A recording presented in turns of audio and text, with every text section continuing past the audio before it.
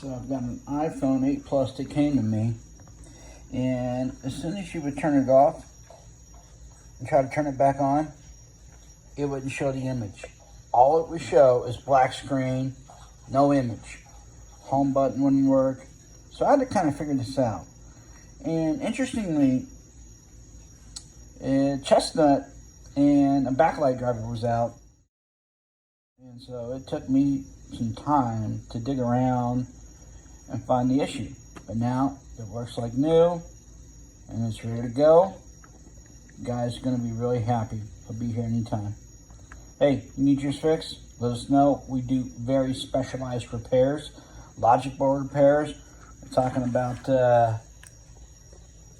getting into there and making things work again.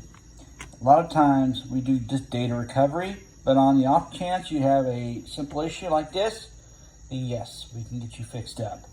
Give us a call, shoot us an email with your problem, and tell us your story about your iPhone and how it stopped working, and we'd be happy to help.